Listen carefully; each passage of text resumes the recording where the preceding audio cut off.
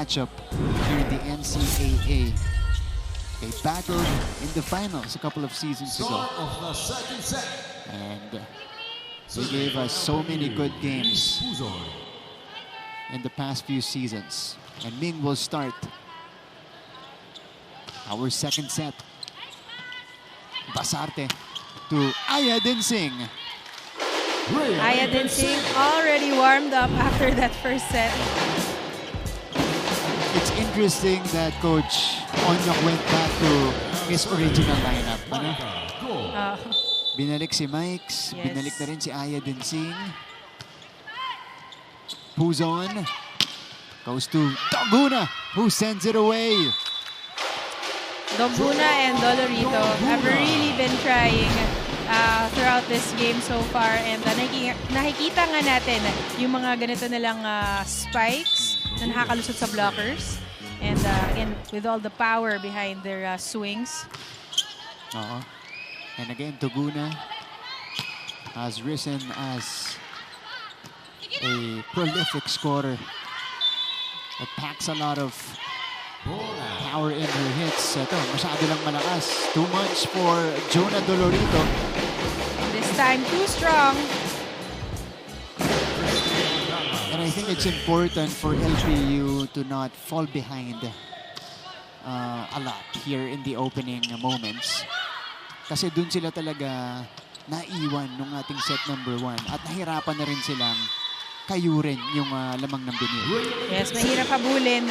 Especially if, di ba, yung form ng Benilde, parang nakikita na natin na lahat sila medyo nag-oiled up, and ang ganda na nung pinapakita. So, kailangan talaga nilang humabol, kumapit. Christian Dangan commits the service error, so now it's LPU's turn. And for LPU, it is vital for them to just minimize their errors. Because it's the same story from their first meeting. They had 20 plus errors. In the first set alone, they had 9 as we see that hit coming from Zam. Even the long ball connecting for Nolasco. Maganda ang gising ni Zam Nolasco today. And ang ganda ng smiles sa teammates niya. So we're seeing varied hits from Zam. Ito na, si Ming. Mochilias went for the drop. Speaking of varied shots, Mochilias with one of her own, and ang ganda ng basa. Nakita niyo na walang tao sa likod ng blockers, and just dropping it there. And we don't see that a lot. You know, Benilde getting frozen on the defensive side. Minsan lang yan. Minsan lang. Nolasco, soft touch. Nolasco with one of her own good reads. Again, yung height advantage that Zam Nolasco has. And yun nga, yung vantage point, seeing na masyadong naka-atras. Itong libero ng LPU. 5-3 start for Benilde. Better first ball here. Jonah Dolorito. Again, an attack error. And this is just helping out Benilde. Nakadalawa na siya dito sa ating second set. And this is only helping out Benilde create this lead. Ashley Esas serves it. Mas magandang bigay. Hart. Andun si Gitigan. Dinsing. Mababa yung kanyang atake. Rare error from Aya Dinsing.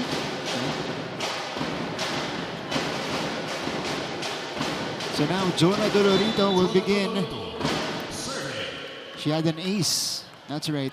In the first set. Basarte. Goes back to Mikes. Masyado malakas din from Micah Go. We haven't heard much from Micah today. And she's coming from a good offensive performance against Perpetual with 12 points. So baka ngayon, that's a sharp serve. I thought it was going straight to the net. Oh, again, it's Zam Nolasco. Yep, still still doing all the damage for Benilde. And so far, the Lady Pirates unable to do anything. Hirap silang kuhanin yung mga atake ni Zam. Oh, good reaction. Regalo. Pero buhay pa. Underhand pass. Oh, Doguna. Challenging Zam's floor defense.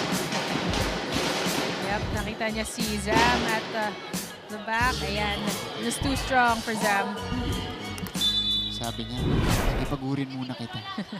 Trabaho ka muna para naman hindi ka na active sa net. 6-7.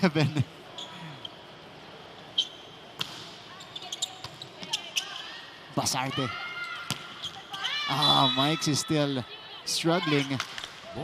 She's looking for a check ball, pero none of the linesmen say na meron. So 7-all. Nakabalik ang LPU from 3 points down earlier. Ito yung kapit na sinasabi natin na kailangan ng Lady Pirates if they want to extend this game. And ayun nga, ace from Heartbeat. And now, it's LPU bringing us to our first technical timeout. Pagbalik po natin, mapapakinggan natin ang report ni Micaela Mindanao.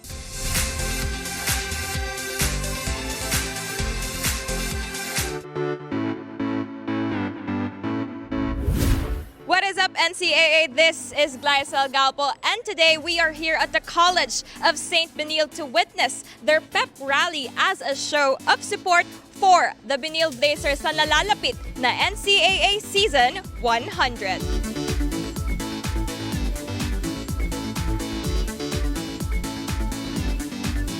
Natutuwa po kami na natuloy na ang aming pep rally dahil for a couple of days. Watching the NCAA Season 100 Women's Volleyball Tournament, the LPU Lady Pirates against the Benilde Lady Blazers, Martin and Cara. How do you measure the true heart of a team? By championships or by how they rise even when the odds are against them? For Coach Cromwell, sabi niya nga na in order to rise above their opponent in the second set, he instructed the girls to lessen their service errors dahil hindi pwedeng sila pa yung nagbibigay ng puntos sa kanilang kalaban. He wants them to establish their blockings para mapabagal yung attacks at mabantayan yung middle spikers.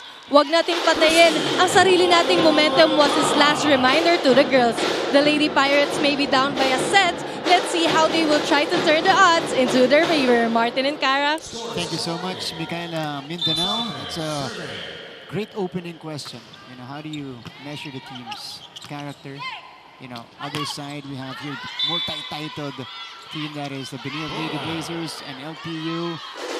They've been getting there, but today they are first facing adversity against Benilde in a no-bearing game, pero kailangan pa rin lumaban sila.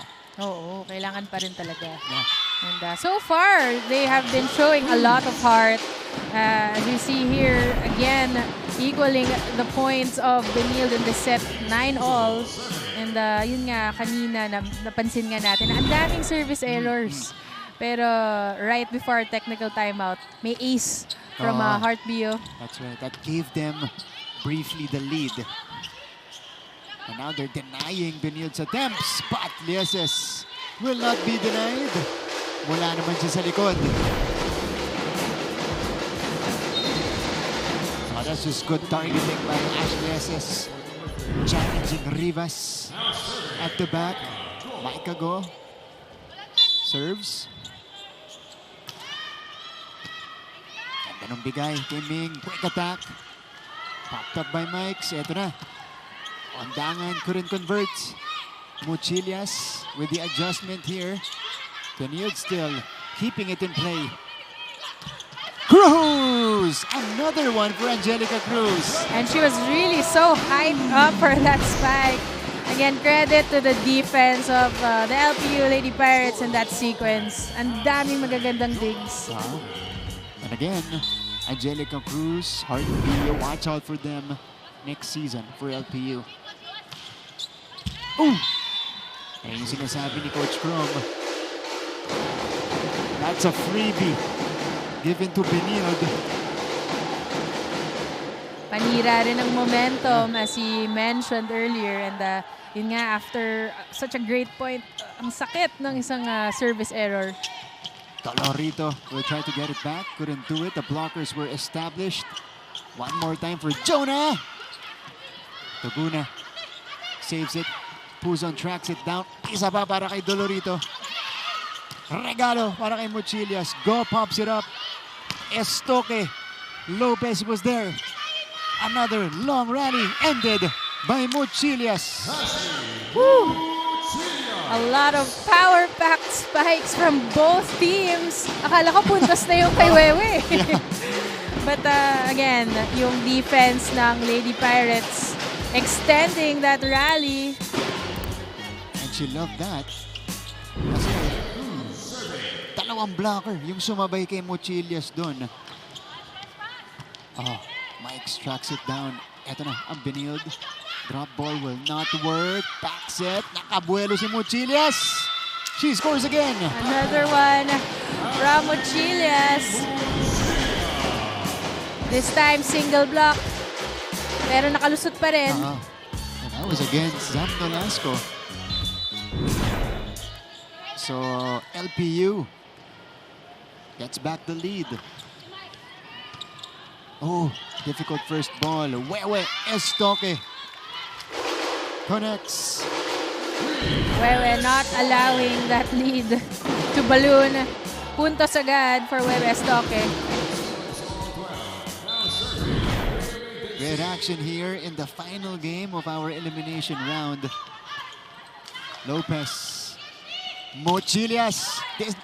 This time she was denied. Pero may error on the side of LPU. Double contact. Fetty Guzman will come in for the first time. Again, she replaced Joan Duguna in the previous contest. It was against Arellano, and she had 14 points. Usually, she checks in for serving purposes. Pero malaki yung nagawa nun sa kumpiyansa niya as a spiker. Too strong for Mochilias.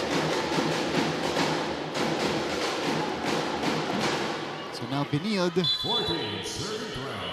with a 2-point lead. Overpass. Sam Nolasco taking care of that gimme. Neil just taking advantage of yung struggle right now of LPU with their first ball. Okay. So, wow, this is the second reaching beyond the net challenge we have. Yung kanina, yun yung una kong beses makita na may reaching beyond it. Ngayon, nakadalawa tayo. What a treat. 1%. 1%. Okay. So, you're looking at the defending champions and LPU. First, makikita na natin itong LPU next season. I don't think so. I think it was on the side of Benilde. Yep, the ball already crossed, yeah. So, unsuccessful this time around. So, Benilde builds a 3-point advantage. Kaileses ipinasok para sa Lady Blazers. They are now on a 4-0 run.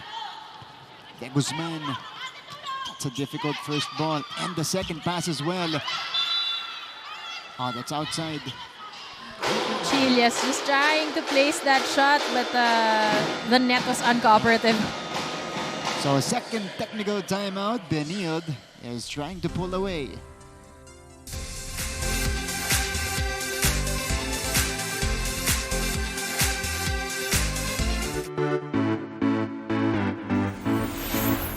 Hello mga ka-NCAA, this is Glycel Galpo at ngayong araw ay nandito tayo sa Colegio de San Juan de Letran sa Intramuros, Manila para saksihan ang kanilang pep rally para sa nalalapit na NCAA Season 100. Kaya naman tara at samahan nyo akong makigulo sa mga letranista.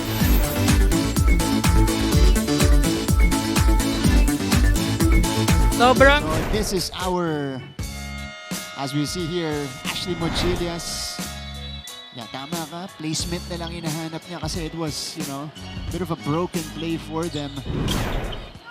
Pero tumama sa net at palabas. The Lady Blazers right now are on a roll. You see the big run here after the alternative points earlier in the set. Gumagawa na ng separation ng Benilde. That's a better first pass. They go back to Jonah here. Shut down by Nolasco.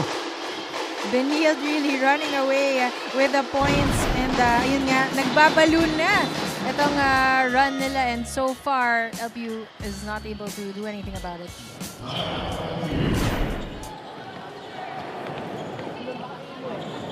Go lang. Malaking vlogger to. Ito yung maliit, di ba? Okay. Priority natin itong ibabaw nito. Saka ito. Naintindihan. Sa'yo, same thing. Malaki to. Hindi dito. Saka may advantage ito. Saka ito. Tara natin! Kahit bilisan mo, kailangan makuha mo itong malaking to. Dahan-dahan lang. Dahan-dahan. All right, it is 17-12. That's interesting because it was a timeout after the second technical timeout. Right away, no? Gustong pigilan ni Coach Crom yung nangyayari sa kanila. Oo, ayaw pa niyang lumaki itong lead. And I think they were in a similar situation in the first set. Pero kaya pa yan humabol. And Coach Crom just trying to do something about it. Yeah. Oh. So they respond.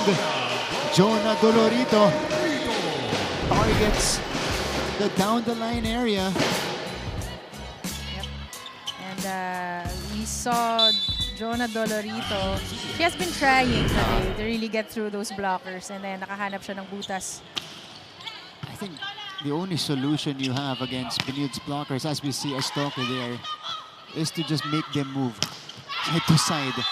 You know, hope that there will be a delay in the positioning. Diba? Yes. Kailangan mo talaga sila i-confuse. Kailangan pumasok ka ng mga combination plays. Otherwise, as we see, Dolorito score again. Laging consistently, laging nandyan yung blockers ng Lady Blazers. Zam! Oh, nandun na si Rivas. Here is the back row hit. No. Popped up again by Rivas. Underhand pass. Dolorito breaks the block. Bio, buhay pa rin. Ah, this is long. So LPU with a couple of points. Another scrappy defense rally we're seeing here. At ayun nga, ang ganda ng mga digs ng both teams actually. Both teams really showing a lot of good digs. Si Pasarte na yung kumuha doon. Right intention, but just too long on the attempt. Wow, what a first ball by Gatigan. Had to save that one off a good serve. Estoque. Oh, Wewe Estoque. Too quick, too powerful for Wewe Estoque. Another down the line hit for her. As you see here, nakita niya ulit si Beniz Puzon in front of her and just targeting that zone 1. So Benilde gets one back and they're back in front by 3. Lady Blazers only have 5 errors compared to the 7 of LPU here in the second set. Ash. Bio, yes. Hart Bio trying that power tip once more, and this time it works. Eto, last season, this was hardly stopped by the other teams. Last season, ano na yun eh, pag pinuntahan mo yung power tip ni Hart, malamang sa malamang, puntos kayo. Eto na, si Katarig. So the youngsters are on the floor for Benilde. De Guzman, bumalik. Rivas ang magdadala, pabalik kay De Guzman. Here is Nolasco from the middle. Again, Zam Nolasco doing what she's been doing since the first set. Sabi niya, she's surrounded by younger players here, pero sabi niya, teka ako muna. Hindi tayo makapatay. Sige, ako na. And she has 10 points already. Look at this. Pio, single block by Katarig. Wow, good read from Clydel Katarig. Wow! That was 1v1 at the net. Katarig winning the battle. Makakamatay ba yung palo mo? Oo. Pagpapalo, kailangan makakapatay ng bola. Naintindihan? Gamit tayo ng IQ natin. Gets? Isa blocker. Papaluan pa natin yan. Wala mangyayari dyan. Hanap ng butas. Malalaki naman yan eh. Ha? Isip tayo eh.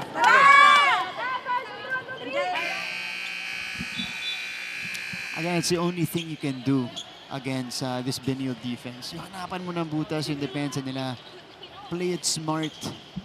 Because in more times, either mabablock ka o madedeflect nitong blockers ng Lady Blazers. Oh, sometimes the power only gets you too far. Kailangan din samahan ng diskarte. Ito si Katarig. Put down by Clydel Katarig. So, that's back-to-back points for her. One off a block and this one off a spike.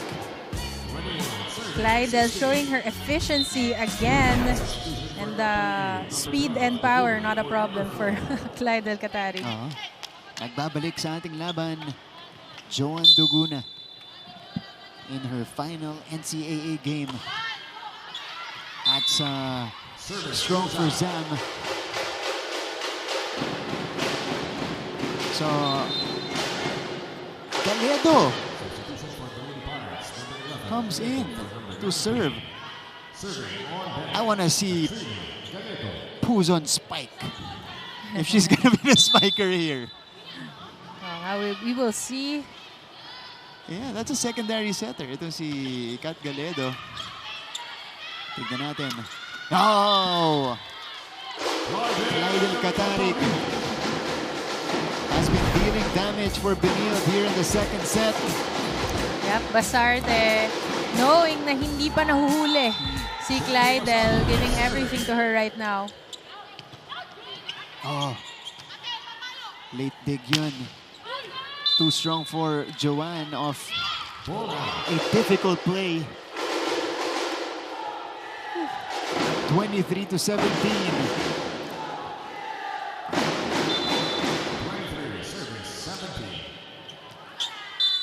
That's outside. Another service error from Benilde. So Ming Puzon, her turn to serve. It's been a struggle for her at the service line today. Let's see if makabawi siya. Nakabawi naman. The SS with a quick point. And Benilde is at set point. The SS with another good angle from the middle. And just too strong for Benis Puzon. Clydel Katarig. Benilde 1 point away from taking it or making it 2-0. And an attack error will give Benilde the set number 2 win.